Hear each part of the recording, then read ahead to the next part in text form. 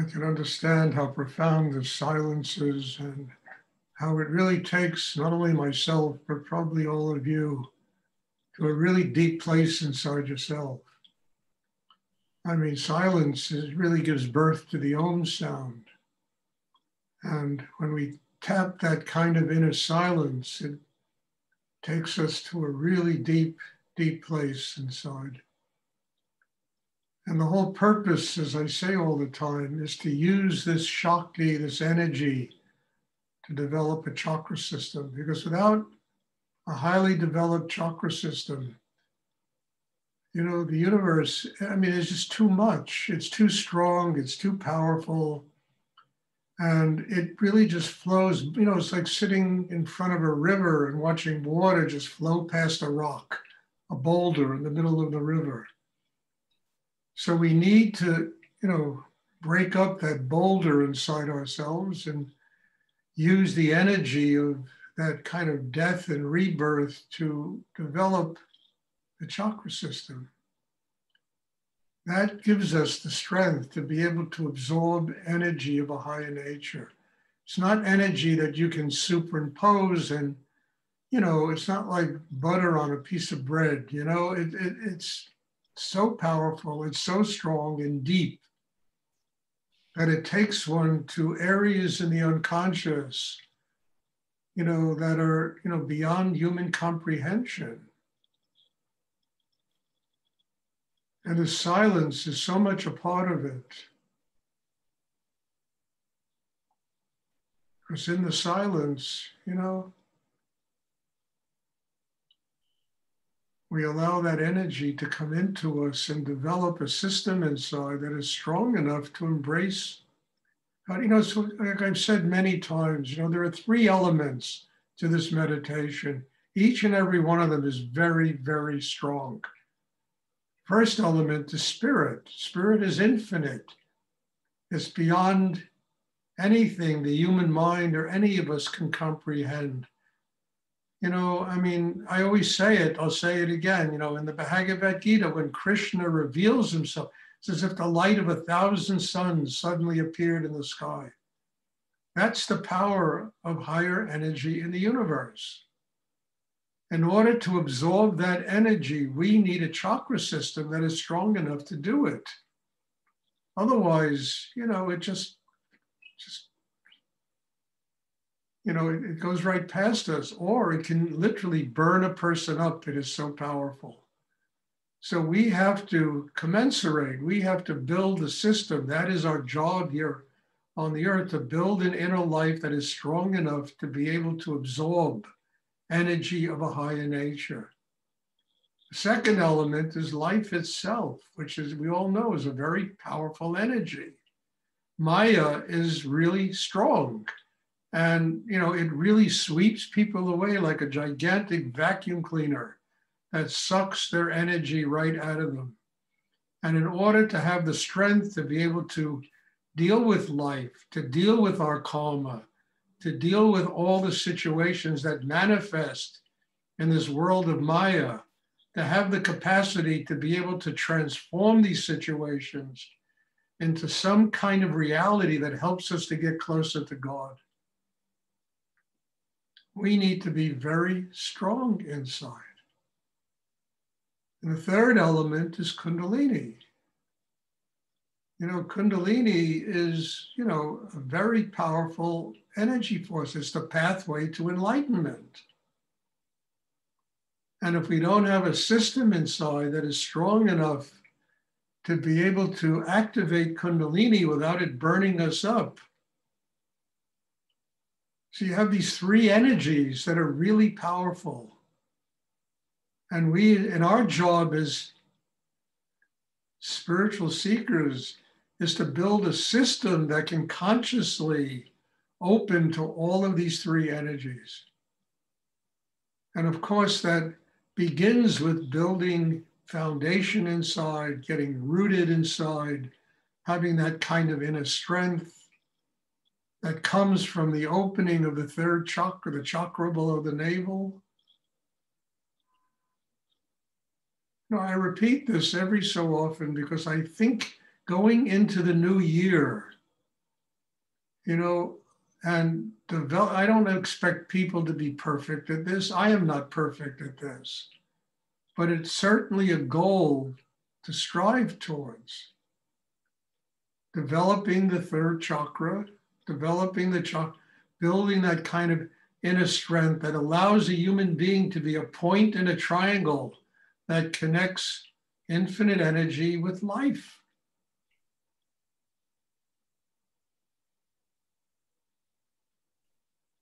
And I think going into a new year, this is really an important element to what I teach. And hopefully, I don't know what other people teach, but I hope people teach something like this. Because you can't just put marmalade on a piece of bread and expect the bread not to go stale. You understand? You know, you really have to develop an inner life that's strong and conscious and capacity to absorb and to utilize these three elements of spiritual growth that need to take place in a human being to attain enlightenment. It's Shakti coming from the universe. It's karma that we need to work out. And it's, you know, the pathway to enlightenment. All of this works together. You can't separate these things. They all work together. They're all a manifestation of God. And each and every one of them is there for a purpose, and that's to teach us what we need to do to grow inside. And we're coming to a new year, and I tell you, you know, don't take this for granted. You know, when you do your inner work, try to build that kind of inner life that enables you to embrace the unknown, to embrace the newness, the freshness of a new year, the freshness of every day. You understand? The freshness of every night, the freshness of every single cycle that manifests in the life of a human being.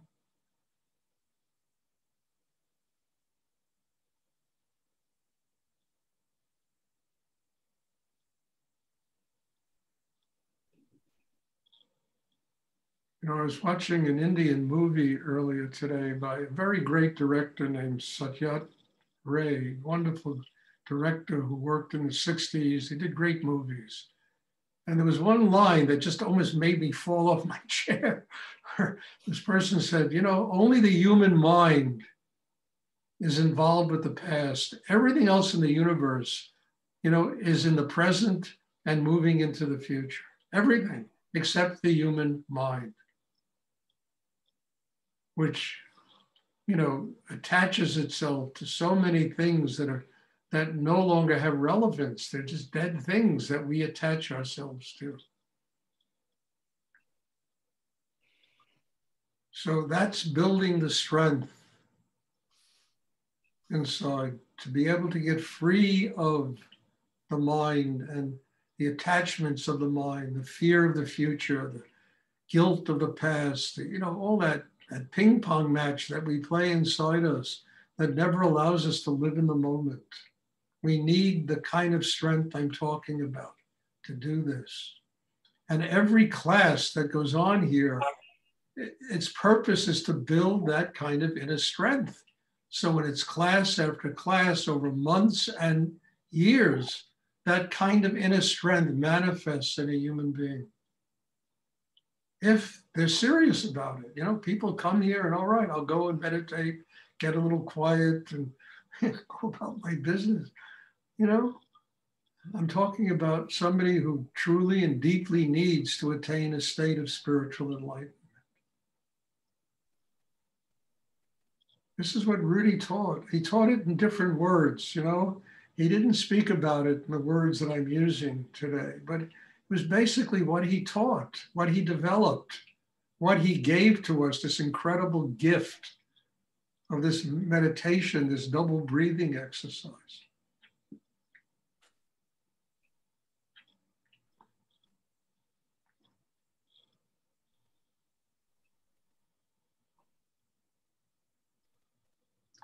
Does anyone have a question they would like to ask?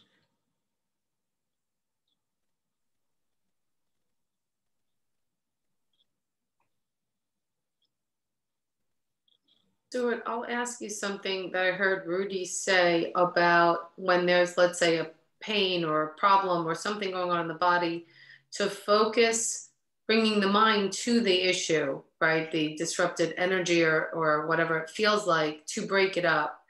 So he didn't specifically talk about bringing the mind to the heart. He was just talking about this focus on the pain or the issue itself directly. Can you just speak a little bit about that? Well, look, what I would suggest is in doing that, you have to keep your attention focused in the hana. Because once the mind leaves there, as I've said a million times, the whole system of a human being goes off balance. But you can bring 10, 15, 20% of your attention to an area where there's pain. And that energy will help to alleviate the pain. You know, you can extract whatever it is, the causal thing that is creating the pain from the pain, and the pain could go away. I mean, this can be done, but I wouldn't suggest bringing your entire attention there, because you will lose all balance inside yourself. So you can bring 10%, 15% of your attention to an area where there's pain. And, you know, it works. It really, you can draw the pain into the chakra system and it becomes Shakti, it becomes energy.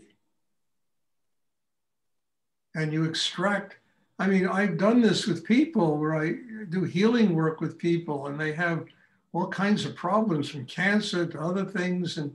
And part of the thing was extracting the pain or extracting whatever it is that's causing the problem.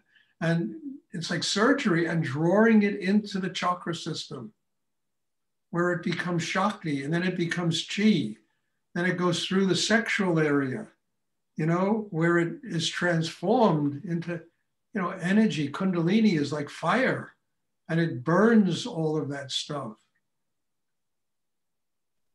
So yes, one can do this. It's a very important aspect of healing.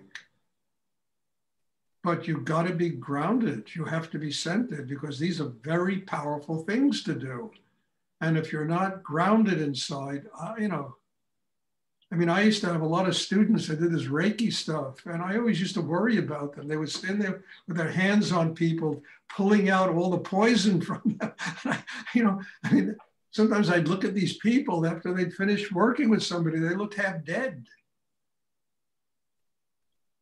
They weren't grounded inside. They didn't know how to get rid of the poison. When you're grounded inside, you can transform the poison, the negative energy, into something positive. If you're not grounded inside, it just spreads through your system. So you can do that. You have to be very conscious when you do that. Both if you're ever trying to heal somebody or if you're trying to heal yourself. The whole point would be to draw that negative energy into the chakra system, bring it down, you know, into the chakra, you know, and turn it into chi. Then bring it through the sex and burn it right up. I mean, when I first started doing healing, Rudy asked me to work with one of his one of these people who had a very serious case of cancer. And I'll never forget this. I had never done this before. I went and I put my hand on this person's forehead. And within 3 minutes, I was so swamped with negative energy that I literally passed out at her feet. And Rudy came running back in the back of his gallery, you know, and he started smacking me, punching. He, schmuck, what did you do? You're trying to absorb that energy? It'll kill you, you know? And he, you know, and he made me run around the block 3 times. But to me, it was a great learning process. You've got to really be grounded inside and you have to drop the tension, the negative energy.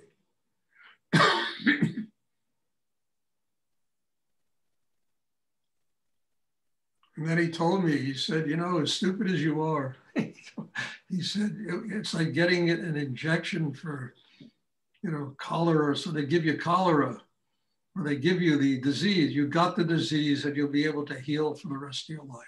That's what he told me. You're immune. It's true. I mean, I don't know. I just never thought about it. I just do these things. I don't do them much anymore, but I used to do it a lot. Really a lot with people.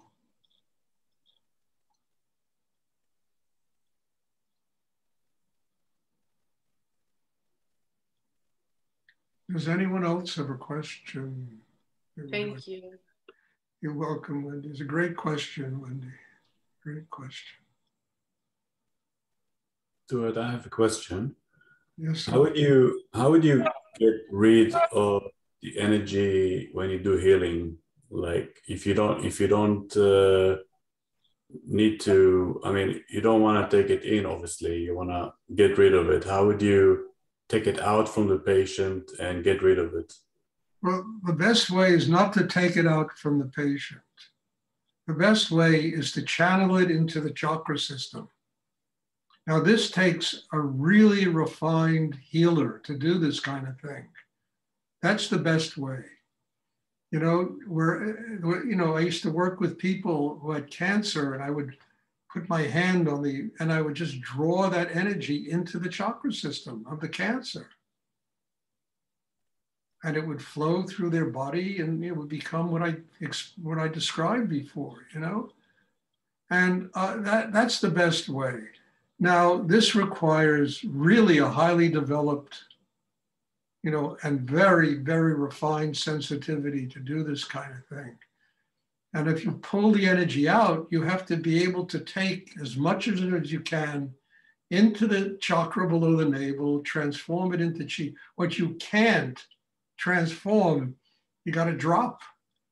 You got to let your arms go at your side and say, help me to surrender all negative psychic tension.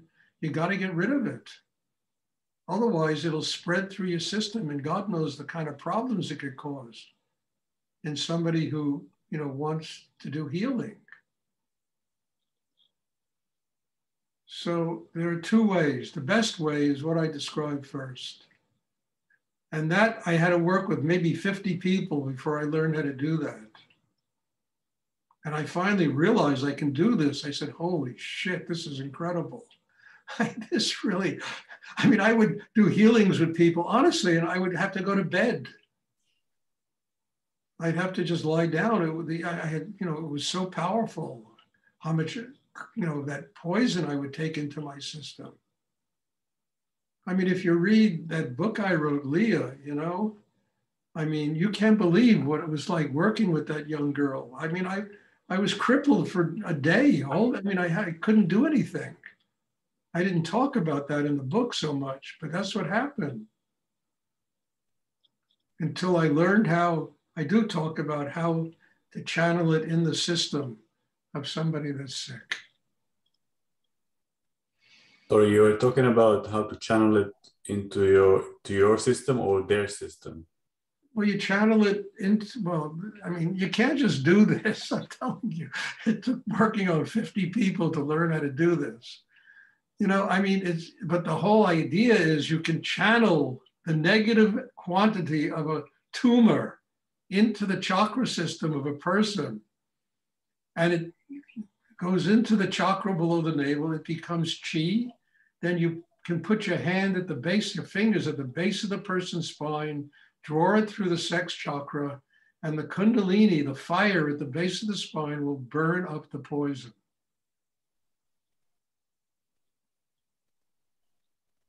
I'm telling you something that it took me years to learn, literally years of doing healing to learn. Thank you. You learn how to do that, you take it into yourself, you've got to drop it. You got to burn up what you can burn up, and you got to drop the rest of it, get rid of it. And after you do any work like that with a person, you got to run around the block 3 times it's so strong that it could really poison a person, somebody trying to do the healing.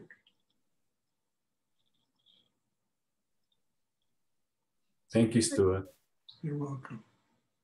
Stuart, I have a question in relationship to this as well. There's distal healing, and it seems like it would be easier to channel the energy into the hara if you were working distally. Would you agree with that? Out distally? I don't. Yeah, working distally. What do you mean distally? Well, distally, if you work outside their aura, you could send healing to anyone, anywhere.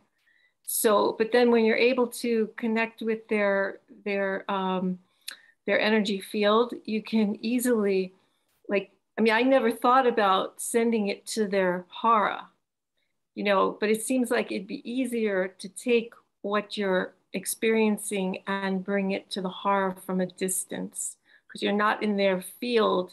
So, look, I don't know. I have no answer to that, Brenda. All I know is what I've had to do in my life, and you know, yeah, you can. I guess you can do that. I don't know. I do know what I've had to do in my life, and I do know how profoundly it worked, and I do know how profoundly I grew because of it, having to learn how to transform the most negative energies into something positive in myself. You know, and this other thing, I don't know. You know, look, yeah, you can.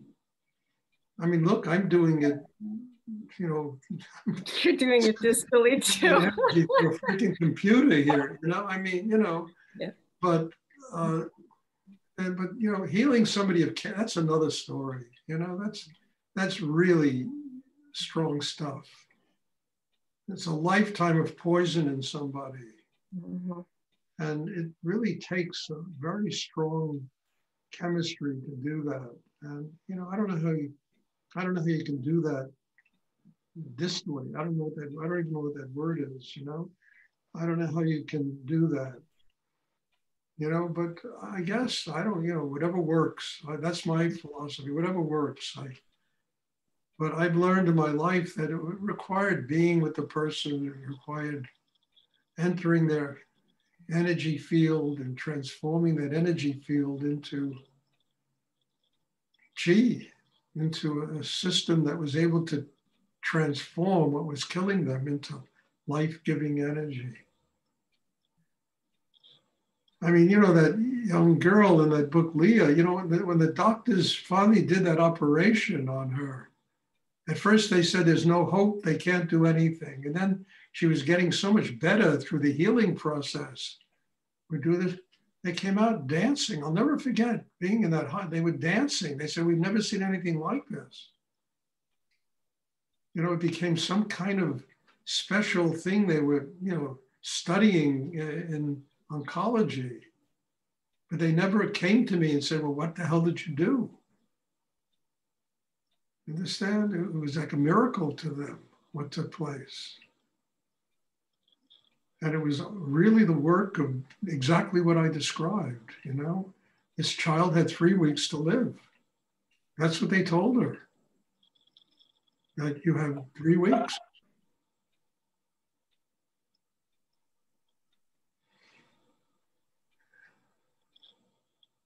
And I don't know how I could do that,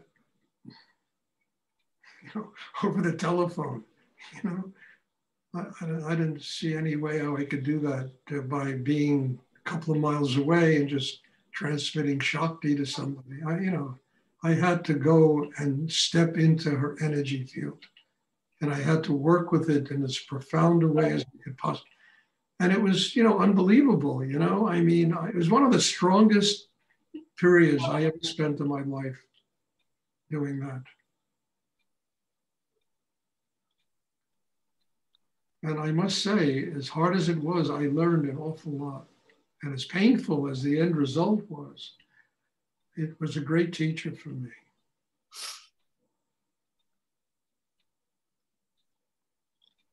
Thank you. Does anyone else have a question? That's why I'm trying to have in-person classes again, because it's really another level. You know? This is very strong, what goes on here. I must admit, it blows me away how strong this is. and how deep and powerful this goes into people. But the in-person classes is a totally different dimension. And I got to wait till this COVID thing quiets down a bit, and then I'm going to start it again. People coming here from all over the place, you know. The only thing I ask, honestly, is, I mean, today I discovered 4 people I know got COVID. Now, whether they were vaccinated or not, I know my daughter got it again. She was vaccinated and she had really minor symptoms, nothing, you know? And it was because of all the vaccinations. So the only thing I ask, you know, I'm not vaxxer or an anti-vaxxer. People make their own choices about how they want to live their life. It's none of my business. But I'm just asking people if they want to come here to do these in-person classes, they have to have that vaccination. Whether you believe in it or not, it's not my business. You know, it really isn't. But if you want to come here, I have to ask that. Does anyone else have a question they would like to ask?